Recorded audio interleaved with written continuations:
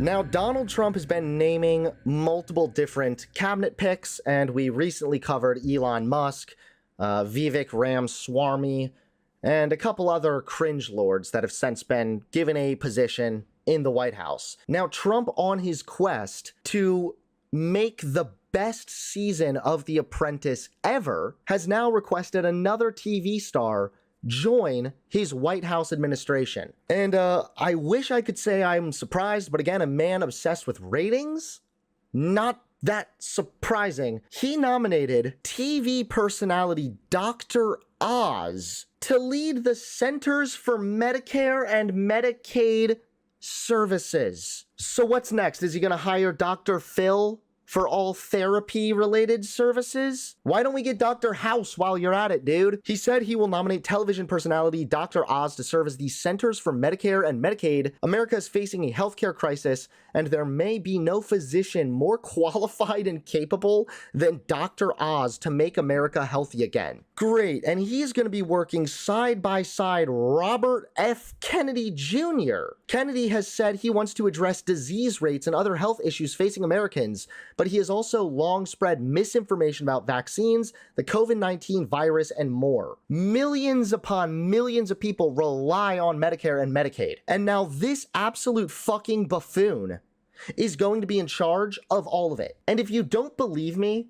that he is actually a fucking buffoon, let's just scroll through 8 of the false and baseless claims that Dr. Oz has made. Now, a couple years ago, remember, he was running for US Senate in Pennsylvania, where he lost to John Fetterman. He has a long-standing history of making some very outrageous and delusional claims. Number one, Oz pushed hydroxychloroquine to fight the coronavirus, even though its effects were still unproven.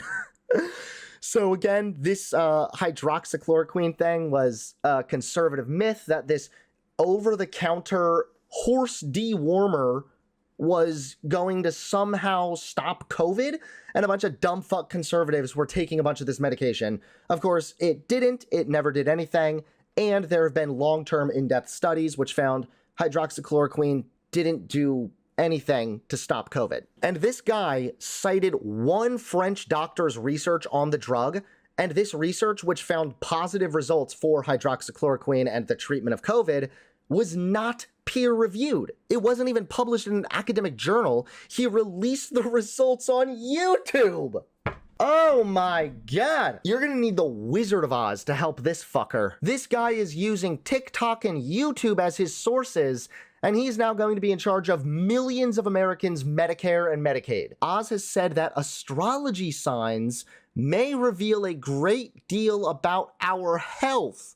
Is he the first doctor in all of history to medically affirm astrology? The more and more that I read about this guy, the more and more that he's unironically like the Wizard of Oz, not Dr. Oz. In a now deleted tweet, he said astrology could help people understand their personal health. For centuries, we've used astrological signs to examine our personality and how we interact with those around us.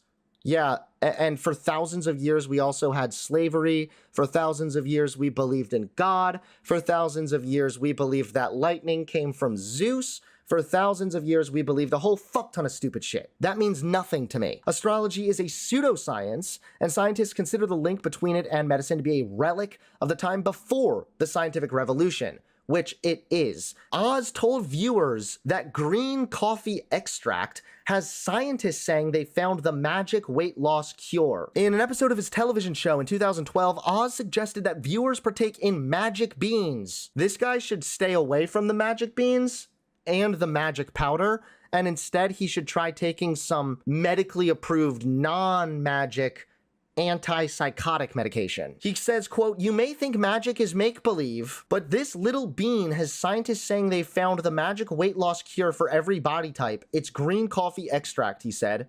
But green coffee extract is not a magic cure. It's not a cure at all, according to a federal trade commission which brought a lawsuit against a Texas-based company that used a hopelessly flawed study to support its weight loss claims about the coffee extract. They paid in 2015 to the FTC $3.5 million to ensure scientific substantiation for any future weight loss claims it makes. So this guy is literally like just a snake oil salesman. Oz said most countries require genetically modified foods to have special labels. He has expressed concerns about genetically modified foods, though scientific studies agree that they're safe. Yeah, I'm sorry, but anybody that's like, the GMOs, dude! Oh, the GMOs! I instantly just think that you're low IQ. And you are, because you believe the GMO conspiracy theory. He says, quote, I do not claim that GMO foods are dangerous, but believe that they should be labeled like they are in most countries around the world. However, a majority of countries do not require labels, according to the Genetic Literacy Project. He's just making up lies over and over and over again. He's a raspberry oil salesman who's trying to sell everybody magic beans. And this is the guy that Donald Trump is now putting in charge of millions of people's healthcare. Dr. Oz has said that a root extract, quote, has been incredibly effective at relieving cold symptoms even though it isn't. Oz recommended using lavender soap to cure leg cramps. And does he also recommend finding a 4-leaf clover for good health for the next 7 years? This unironic, crystal ball worshipping hippie is now getting a place in the Trump White House. Well, if that's not bad enough, you better never let this man pet sit. When he was working as a standard doctor, Dr. Oz, from the year 1989 to 2010, had inflicted the suffering on and killed over 300 dogs, 31 pigs, and 661 rabbits and rodents. It was during Oz's time as a principal investigator at a Columbia University lab. In the early 2000s, a whistleblower stepped forward who previously worked Columbia's Institute of Comparative Medicine.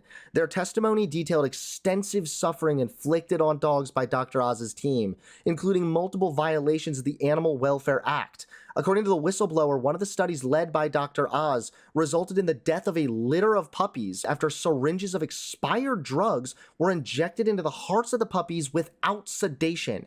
Dead puppies were allegedly left in a garbage bag with their still living litter mates. There's a saying, and it's very true, you can tell a lot about a person by how they treat their fellow animals. You can tell a lot about this guy.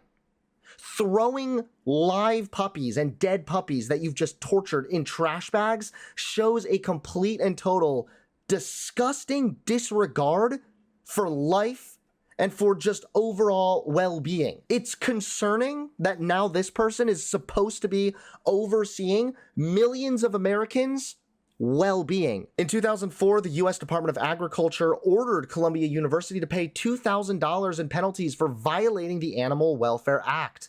This settlement agreement was based on the findings of Columbia's investigation. Hundreds of millions of Americans are now in the hands of a puppy murderer. The guy that we can't even trust to fucking dog sit for the weekend is now supposed to be the guy that we're all supposed to trust to manage hundreds of millions of people's healthcare. I'm scared. Dude, I'd go to jail if I saw someone hurt animals. Takes a real sicko. I know, right? That's the thing, is like, animals are so innocent, and especially like dogs and stuff, like when you treat them with kindness, they will love you unconditionally. And it's just so fucking disgusting to me to like think about just harming or abusing or taking advantage of something that is so innocent and willing to love you so unconditionally. There's just something super fucking twisted about that.